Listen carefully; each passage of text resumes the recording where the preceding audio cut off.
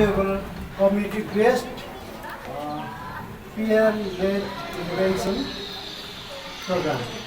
And this is only made for you and your awareness. So how important is an awareness program?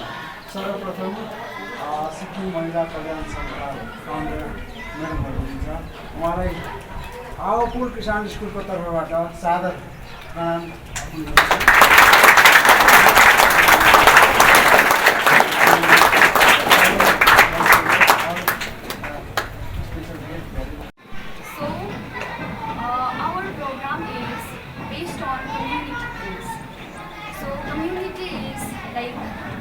All the people when they are living together and they drug addiction, injection, tablets. So नराम्रो सङ्गतमा गएर उ के हुन्छ एउटा सोसाइटीमा कम्युनिटीमा के निक्ल्यो एउटा इज लाइक टेररिस्ट हैन, अब भाइलेन्ट। So that is the mental illness effect. एउटा सोसाइटीमा मेन्टल इलनेस किन नहुनु रहेछ, त्यसो भए हुनु पर्दो रहेछ। सो अबको नेक्स्ट 10 इयर्ससम्म यस्तै खालके एक प्रकारको डिप्रेसन, मेन्टल इलनेस बढ्यो भने चाहिँ कस्तो हुने रहेछ हाम्रो community, with full of drug addiction है, सब्सटेन्सेस अब्युज। ड्रग एडिक्सनमा हाम्रो ड्रग्समा के आउँछ, हाम्रो त्यो ड्रग्समा हाम्रो स्मोकिङ, अल्कोहल मात्रै आउँदैन, त्यसमा हाम्रो मेन त अहिले के आउँछ, तपाईँहरूले देखिबस्छ नि, तपाईँहरूको साथीहरू पुरा गरिबस्छ गान्जा होइन, गान्जा, cocaine. So this are those things. So यसले गर्दा के हुँदो रहेछ, नेक्स्ट 10 इयर्ससम्म त यस्तै खालके जेनेरेसनमा नयाँ बर्थ भयो भने तपाईँले आफ्नो लागि केही गर्नु सक्दैन। तपाईँले आफूलाई मन पराउनु छोड्यो भने तपाईँले के गर्न सक्नुहुन्छ भने त सुसाइड गर्नु सक्नुहुन्छ, तपाईँ ड्रग एडिक्सनमा जानु सक्नुहुन्छ, तपाईँले स्मोकिङ, अल्कोहलिजम, नराम्रो सङ्गतमा जानु सक्नुहुन्छ। त्यही लागि हरेक मान्छेले, बुढो, नानी, बच्चा, जसले होस्, जहिले पनि आफूलाई म राम्रो छु, I am capable of doing anything. I have to accept myself the way I am. त्यो हुनुपर्छ। त्यो राम्रो केटीलाई देखेर, एउटा लुती केटीलाई देखेर आफू मट्टी छ, घिनलाग्दी छ भने आफूले आफूलाई कहिले नेगेटिभ भन्नु हुँदैन। ओके, सो फर्स्ट हाम्रो क्राइटेरिया त्यो भयो के को, गुड मेन्टल हेल्थको। र अर्को हाम्रो छ capability to fill the rights towards others. So त्यो के हो फेरि, जस्तो आफूले तपाईँलाई सोच्नुहुन्छ अरूको लागि त्यो हुनु पर्यो होइन, ऊ जस्तो छ उसलाई त्यस्तै एक्सेप्ट गर्नु पर्यो। तपाईँहरूको बिचमा अहिले कस्तो स्ट्रङ, कति दामी राम्रो फ्रेन्डसिप हुन्छ नि, त्यो किन छ भन्नुहोस् त, तपाईँहरूले आफूले आफूलाई एक्सेप्ट गरेको छ। र आफ्नो साथी जस्तो छ, ऊ बेसी बोलोस्, ऊ नराम्री होस्, घिनलाग्दी होस्, तर तपाईँको मन मिलेको छ नि, त्यो के हो, ऊ जस्तो छ त्यस्तै एक्सेप्ट गर्नुभयो, capability to accept others. So त्यो हो तपाईँको कसरी चाहिँ राम्रो बनाउने, उसलाई जस्तो छ त्यस्तै एक्सेप्ट गरेर चाहिँ उसलाई हामीले प्रिभेन्ट गर्ने, उसलाई काउन्सिलिङ गर्ने। त्यो चाहिँ मैले मात्रै गर्नु होइन, त्यो चाहिँ हामी सबैले गर्नु पर्यो होइन। सो अरू जस्तो छ त्यस्तै हामीले एक्सेप्ट गर्ने हाम्रोमा एबिलिटी, क्यापेबिलिटी हुनुपर्छ, अनि मात्रै हामीले के गर्नु सक्छ, हामीले आफ्नो मेन्टल हेल्थ, म पनि राम्रो छु है, मेरो मेन्टल हेल्थ राम्रो छ है भनेर भन्नु सक्छ। यसरी नै हाम्रो ability to fulfil life task, जस्तै मैले भने तपाईँको लाइफमा धेरैवटा प्रब्लम्सहरू आउँछ, स्ट्रेसहरू आउँछ, टेन्सन्सहरू आउँछ होइन, टेन्सनहरू आउँछ। त्यसलाई चाहिँ तपाईँले कसरी cope up, how you are going to fight with that stress, त्यो चाहिँ तपाईँले सक्छ कि सक्दैन। तपाईँ सक्छ भने चाहिँ तपाईँ you have a good mental health, त्यो भन्छ। तपाईँले सक्नु हुँदैन र तपाईँले नराम्रो स्टेप्सहरू उठायो भने चाहिँ you are not mentally healthy. Okay, so like that science of mental health. So राम्रो मान्छे जसको एउटा मेन्टल हेल्थ, उसको सोचाइ राम्रो कहिले छ भन्दाखेरि चाहिँ when there is a happiness, हामीमा खुसी हुनु।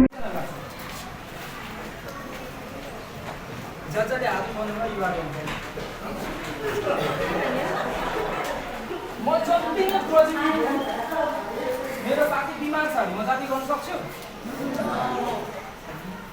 म जति नै पोजिटिभ हुँ, म इक्जामको लागि पढेको छैन फर्स्ट हुन सक्छु। सो पोजिटिभ सोचसँग चाहिँ जहिले पनि के हुनु जरुरी छ, पोजिटिभ एक्सन, तब मात्रै हामी सक्सेस हुन्छ, राइट। सो इक्जामको या होमवर्क गरेको छैन, मलाई स्ट्रेस हुँदैछ पुरा बेसी, पोजिटिभ एक्सन हुनु पऱ्यो, स्ट्रेस। Good afternoon.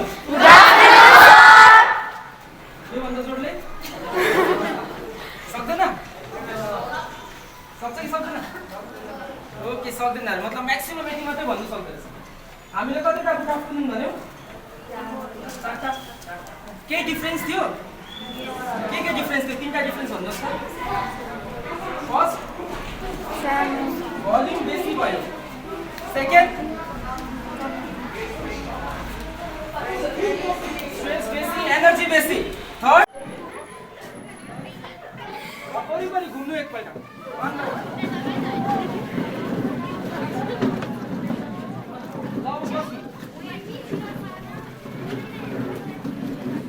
जस्तै अघि म्यामले भन्दै हुनुहुन्थ्यो यस्तै चलिराख्यो भने 10 साल बाद कस्तो हुन्छ अरे? सबै मेन्टल हेल्थको बिमारी। हामी हिँड्दै गरेको एउटा टेरोरिस्ट हुन्छौँ भन्दै हुनुहुन्छ। सबै एडिक्ट हुन्छ, म्याक्सिमम एडिक्सनमा फसिराखेको हुन्छ।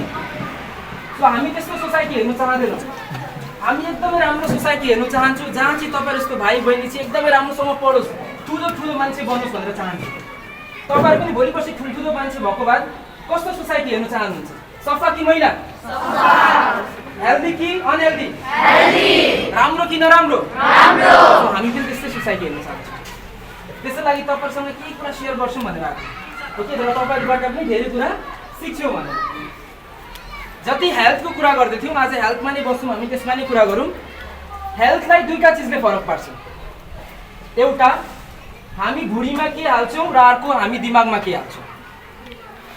भुँडीमा नि राम्रो चिज जानु पर्यो र दिमागमा पनि राम्रो चिज जानु पर्यो। म्यामले बताउनु भयो दिमागमा के हाल्नुपर्छ भनेर। ओके, भुँडीमा के हाल्नुपर्छ म एकछिनमा भन्छु।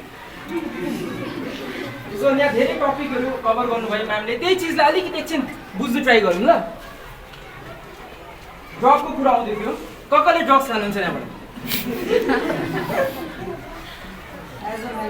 सबले खान्छ।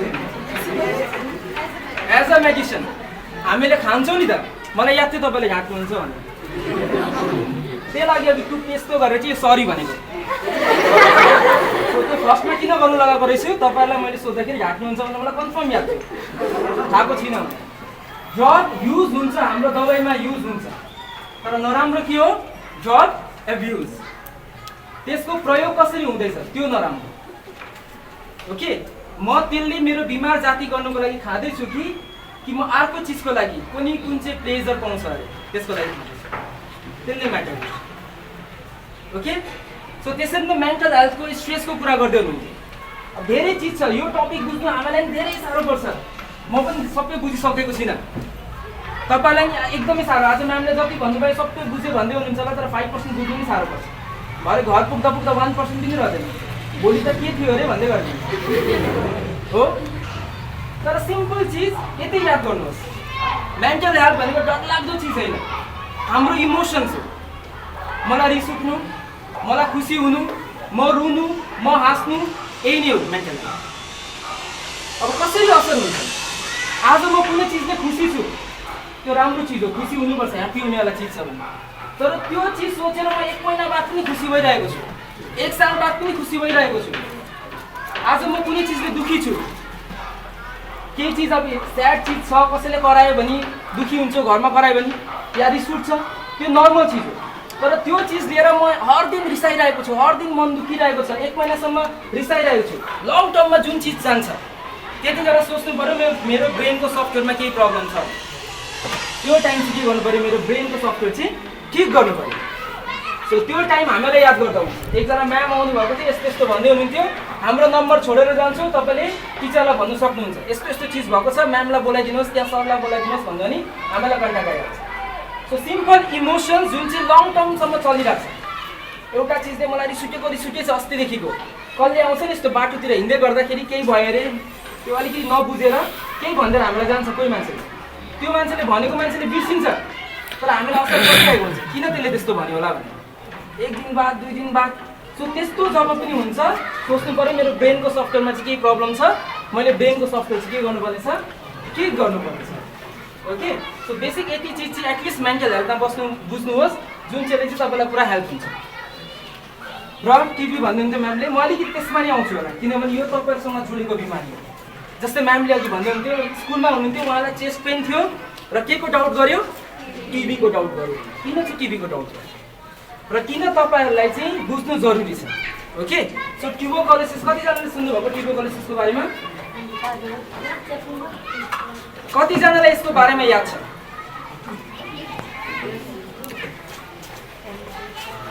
कतिजना यहाँ क्लास 8 बाट हुनुहुन्छ 9 10 बिलो क्लास 8 कतिजना हुनुहुन्छ क्लास 8 मा एउटा ब्याक्टेरियाको नाम थियो टिबीको ब्याक्टेरिया साइन्स बुकमा नक्सा पनि देखाएको थियो रड शेपमा हुन्छ भनेर के थियो नाम ब्याक्टेरियाको भरे घर पुग्दा पुग्दा 1% पनि रहदैन भोलि त के थियो अरे भन्दै गरेको हुन्छ हो तर सिम्पल चीज यतै याद गर्नुहोस् मेन्टल हेल्थ भनेको डरलाग्दो चीज हैन हाम्रो इमोसन्स हो मलाई रिस उठ्नु मलाई खुसी हुनु म रुनु म हाँस्नु यही नै हो मेन्टल अब कसरी असर हुन्छ आज म कुनै चीजले खुसी छु त्यो राम्रो चीज हो खुसी हुनुपर्छ ह्याप्पी हुनेवाला चीज छ तर त्यो चीज सोचेर म 1 महिना बाद पनि खुसी भइरहेको छु 1 साल बाद पनि खुसी भइरहेको छु आज म कुनै चीजले दुखी छु केही चीज अब स्याड चीज छ कसैले करायो भने दुखी हुन्छ घरमा करायो भने या रिस उठ्छ त्यो नर्मल चीज हो तर त्यो चीज लिएर म हर दिन रिसाइरहेको छु हर दिन मन दुखिरहेको छ 1 महिनासम्म रिसाइरहेको छु लङ टर्ममा जुन चीज जान्छ त्यति बेला सोच्नु पर्यो मेरो ब्रेनको सफ्टवेयरमा के प्रब्लम छ त्यो टाइम के गर्नु पर्यो मेरो ब्रेनको सफ्टवेयर चाहिँ ठिक गर्नु पर्यो सो त्यो टाइम हामीलाई याद गर्दा हुन्छ एकजना म्याम आउनु भएको चाहिँ यस्तो यस्तो भन्दै हुनुहुन्थ्यो हाम्रो नम्बर छोडेर जान्छु तपाईँले टिचरलाई भन्नु सक्नुहुन्छ यस्तो यस्तो चिज भएको छ म्यामलाई बोलाइदिनुहोस् या सरलाई बोलाइदिनुहोस् भन्दा नि हामीलाई कन्ट्याक्ट आइहाल्छ सो सिम्पल चान्सेस के हुनसक्छ टिबीको हुनसक्छ सो मेन खोकी थियो हामी युजली टिबीमा चाहिँ 2 हप्ताभन्दा बेसी खोकी भन्छौँ तर चान्सेस नलिनु 1 हप्ता खोकीमा पनि टिबी हुने चान्सेस हुन्छ ओके सेकेन्ड चिज चाहिँ ज्वरो कोभिडमा नि ज्वरो छ टिबीमा नि ज्वरो हुन्छ अब टिबीमा चाहिँ युजली कस्तो ज्वरो आउँछ भन्दाखेरि राति सुत्दाखेरि चाहिँ कम्ती जिउ ताकिँदै जान्छ हल्का ज्वरो आउँछ पुरा डरलाग्दो आउँदैन टिबीमा कम्ती हुन्छ थर्ड पसिना निस्किन्छ पहिला अगाडि म तपाईँहरूलाई केही मेन्टली तपाईँहरूको माझमा केही कुरा सेयर गर्न लागिरहेको छु तपाईँहरूले लाइफमा कतिवटा कुराहरू स्ट्रगल गरेर आउनुहुन्छ र किन आउनुहुन्छ भन्दाखेरि तपाईँहरूले लाइफमा के गर्नुको लागि जन्मिनु भएको भन्दाखेरि उहाँले भनिहाल्नु भयो हेल्थको बारेमा है त्यसै गरेर तपाईँहरूले याद गर्नुपर्ने कुरा हुँदैछ 3टा मेन त एउटा जन्मेको दिन तपाईँहरूलाई डेट अफ बर्थ कोलाई याद